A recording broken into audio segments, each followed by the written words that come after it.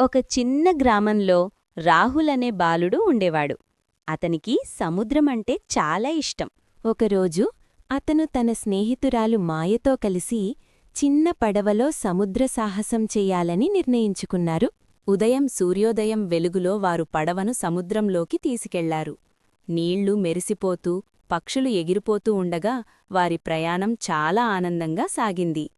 కొంత దూరం వెళ్ళాక వారు నీళ్లలోకి చూసి ఆశ్చర్యపోయారు. రంగురంగుల చేపలు, పచ్చని పగడాలు కనిపించాయి. ఒక్కసారిగా ఒక బంగారు చేప వాళ్లకు దగ్గరికి వచ్చి మాట్లాడింది. మీరు ధైర్యంగా ఉన్నారు, కాని ముందుకు ప్రమాదం ఉంది అని చెప్పింది. కొన్ని నిమిషాల తర్వాత భారీ గాలులు, అలలు వచ్చాయి. పడవ ఊగిపోతూ ఉండింది.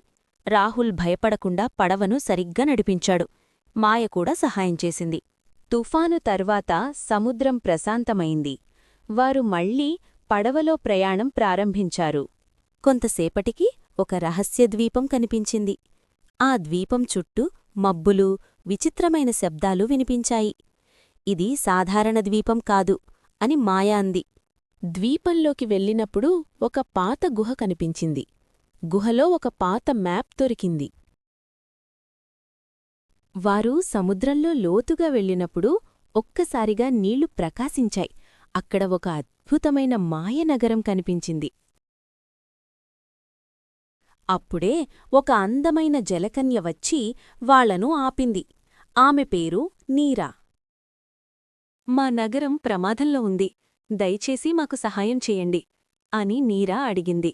నగరానికి వెలుతురిచ్చి ఒక మాయరాయి ఉంది, కాని అది మాయమైపోయింది. అందుకే నగరం చీకటిలోకి వెడుతోంది అని నీరా చెప్పింది.